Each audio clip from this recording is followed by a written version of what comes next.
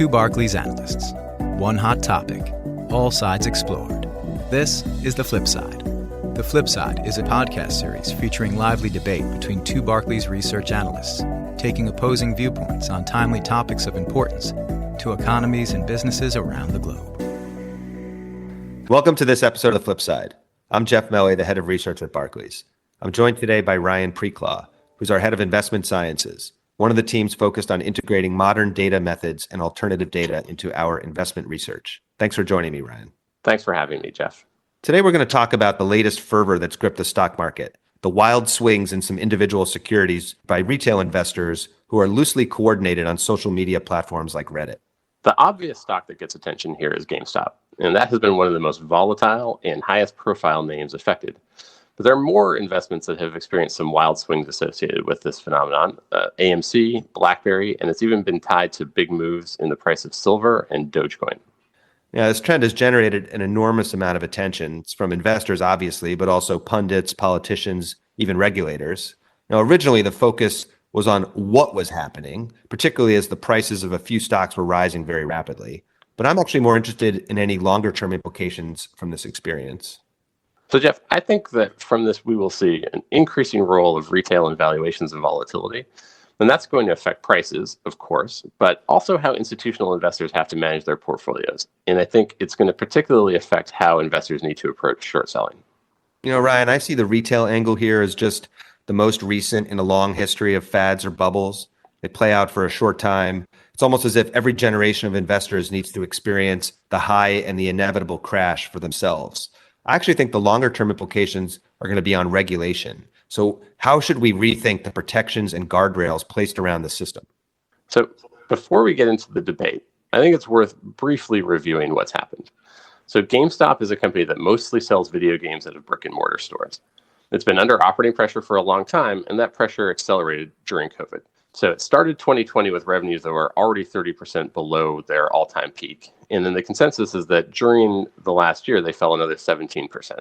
Now, because of those operating challenges, it was heavily shorted. And around the middle of January, GameStop added 3 new board members that were recommended by an activist shareholder. The stock price immediately started making these huge jumps, really going up every day. And the stock went from $18 to $350 in only a couple of days.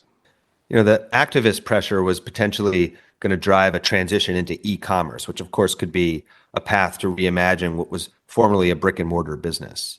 And just to be clear, when you were talking about hedge funds being short a stock, that means that they make money when the price goes down and they lose money when the price goes up. That's right. Now, as it started rising, the stock also became a top focus in social media discussions about stocks and the stock market. Now, particularly on the Wall Street Bets channel on Reddit. Some of the members of that group had already pitched the fact that the stock was heavily shorted as an opportunity. So they started buying, both outright and via options, in order to leverage their positions.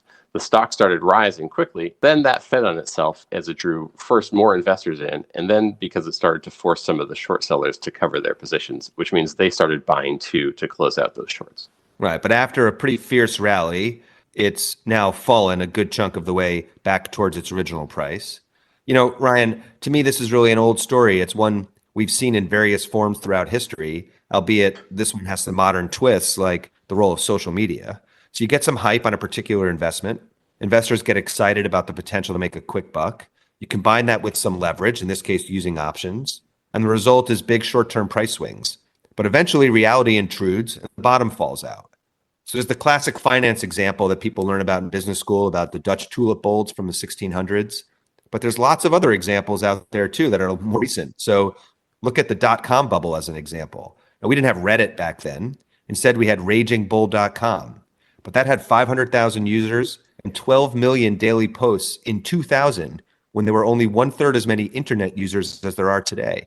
Now, in some ways, we're lucky that the volatility we just experienced was concentrated in only a few stocks and lasted only a short time. Yeah, in some ways, I agree that this is nothing new in terms of the basic pattern. It's the old shoe shine test. When even these very casual investors are really deeply into something, it's a good indicator that it's the top.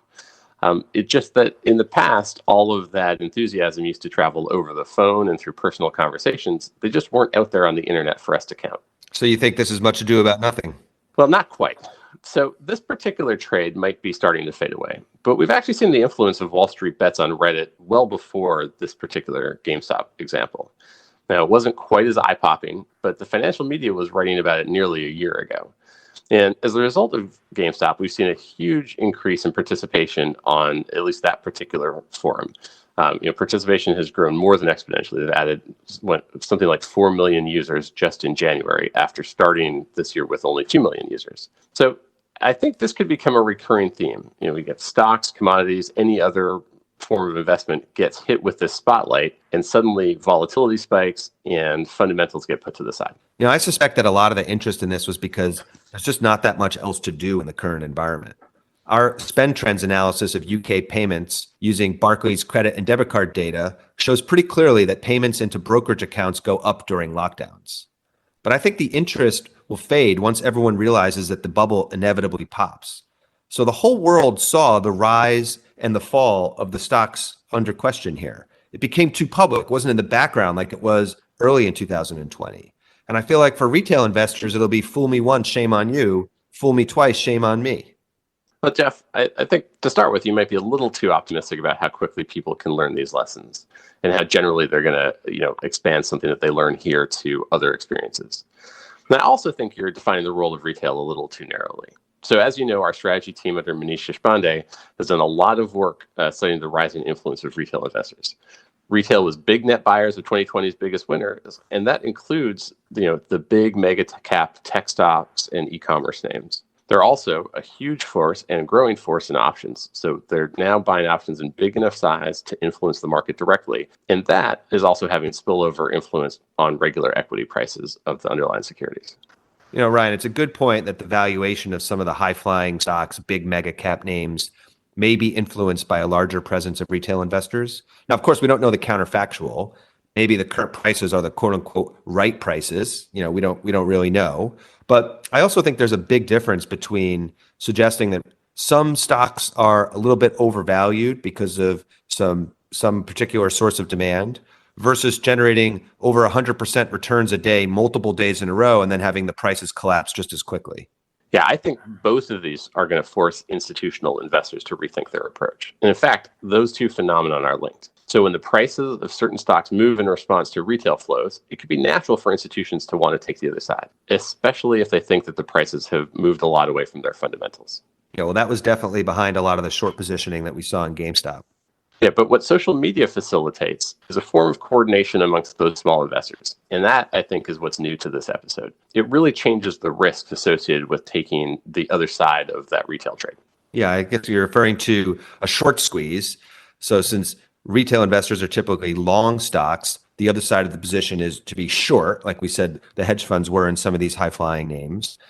That's actually a reasonably well understood risk of short squeeze. It's one that sophisticated investors are aware of and manage, although, of course, short squeezes do still occasionally occur. Right. But all of this retail activity means that they could become more common, and that the risk associated with shorting that stock is going to need to be rethought. Whatever you thought the chances were of getting into a short squeeze before, if you know that 6 million people on Reddit could get together and start to buy, it's just going to change the calculus that you have to make in terms of what the risk is of that actually happening. And that could just mean that institutional investors become less of a counterweight to the influence of retail, so that that influence of retail on prices grows. Yeah, well, that's one possibility, Ryan. I guess another is that sophisticated investors start mining the social media feeds for information about the next trendy stock.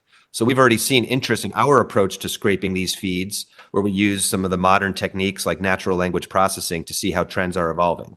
Yeah, now I'm sure that's true, and I'm sure there are people out there doing it.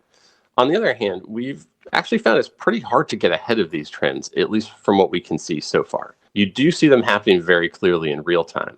But by then the prices are already moving, and if you've got a big short position, it might be too late to unwind that, or at least to unwind it very easily. I think the other issue that differentiates this current environment from prior periods is that trust in the system is pretty low amongst these retail investors. Actually, one of the specific draws of the GameStop trade, I think, was that it was a chance to show up some of those big hedge funds and stick it to the Wall Street establishment. People were posting on Reddit that they were happy to lose some money if they could be part of that movement. I have two comments on that. First is that trust in the system goes both ways. we've already seen this trend get co-opted by bad actors. Our analysis suggests that a large number of the posts on these feeds are from bots. That's basically someone automating the process of making a post in an effort to try to generate a specific outcome. In this case, what I'd call an old-fashioned pump and dump. So you drive the price of a stock up so that you could sell it to someone before it collapses. I think that folks that joined what they thought was going to be a sort of a pure community, intending to be a clubhouse, talk about trade ideas, maybe go after some established hedge funds by squeezing some shorts. They're less likely to be interested in being a pawn for some scheme driven by a bunch of bots. Yeah, it is entirely possible that some of those original users might exit, but there really are a lot of people on there now. Like I said, the number of members has tripled in January alone. My second comment, Ryan, is why is everybody so down on short sellers? Now, that is something I think we agree on. I also don't think that there's anything inherently evil about short selling. It fulfills a necessary function in terms of making it easier to figure out what the right price is supposed to be. But that's another reason to think that these changes will have an effect on markets. Amongst all the commentary from pundits and politicians, there certainly wasn't a lot of sympathy for the losses that were being taken by hedge funds that had been short. Yeah, I don't think we should be celebrating one group of investors concentrating their positions specifically in an effort to cause financial losses for another group of investors, regardless of who the victim is there. That also sounds like a recipe for reducing trust in the system. And, hedge funds manage money for all sorts of end investors, pension funds, endowments, universities. But actually, I think that's a nice segue into where I do see some lasting changes coming, which is potentially on regulation. I think that we might have to rethink the guardrails put in place to protect retail investors from the potential perils of some of their activity. Yeah, that is interesting because I would say that the initial comments were the exact opposite. There was a pretty serious blowback when a few of those brokerages restricted trades. It was from users, it was from politicians, it was from pundits in the media. And it turns out that all of those restrictions were really due to costs that brokerages were incurring, mostly from collateral calls associated with those trades. So a lot of the commentary, or at least a lot of the early commentary about the restrictions being some sort of pro-Wall Street conspiracy, seem in retrospect like they were a bit too wild compared to what turned out to be sort of a boring technical reality. It is true, Ryan, that the initial push was pressure to allow more of these trades and not to restrict them. But I take the view that this whole episode just set up the retail investors who joined the party too late to lose serious money. So sure, early on in the process, it may have squeezed some hedge funds out of the market, and their losses were the gains for some of these early adopters in this trend. But at some point, the price of GameStop got over $480. That wasn't hedge funds buying it at that point. That was almost surely other retail investors. They have now lost something like 70 to 80% of their money, depending on the latest prices. That's no joke. Investing isn't really supposed to be a parlor game, and regulators actually have a stake in ensuring that the markets play their appropriate function. I'm a little confused why the sort of populist impulse, which you were hearing from both sides of the aisle, by the way, was to effectively cheer the lemmings on while they charged off the cliff. This may have started as a David and Goliath story, but that's not where it ended. And in the end, the losses are really coming now from other retail investors who joined too late. Right. And Jeff, some of that may just be the timing of the kinds of comments that we're talking about, because I can tell you that looking at the posts on Reddit's Wall Street Bets forum now, there are certainly lots of people on there talking about the big losses that they incurred when they bought at the wrong time and then now seeing the price fall down. I do think that there's still a risk here for regulators that it's going to end up looking like they've ridden to the rescue of Wall Street. And I think that goes along with the trust issues that we were talking about earlier. You could have a hard time convincing people that you are saving them from themselves. Look, on the one hand, people should be able to buy or sell whatever stocks they want, and I do think that's an important principle. I think the focus really should be on the use of leveraged instruments and sophisticated investment strategies. So, for example, in this instance, we think options played a big role in the run-up. Options obviously give you the potential for very high returns if things work out. They can also generate excessively large losses if they don't.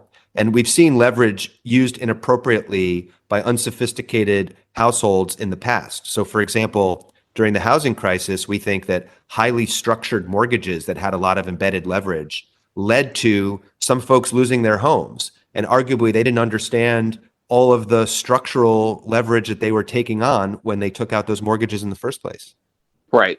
And it's also true that margin accounts, which are what you need to have to be able to trade options, are already more tightly regulated than just a regular account. And so it might just be the case here that when regulators come and look at this, they see that, they've already got an example of regulating these things more aggressively, and they're just going to have to lean into that. It will be interesting to watch this play out, particularly as we have new leadership of the SEC and other financial regulators as a consequence of the new administration. Well, thanks for joining this episode of The Flip Side. Clients of Barclays can read Measuring Wall Street Bets and Bubble Trouble or Storm in a Teacup, our latest take on these trends, available on Barclays Live. That's all for now from this Barclays podcast. Thanks for listening, and we'll catch you next time on The Flip Side. For more insights about this topic, clients can log into Barclays Live or find out more at barclays.com/IB.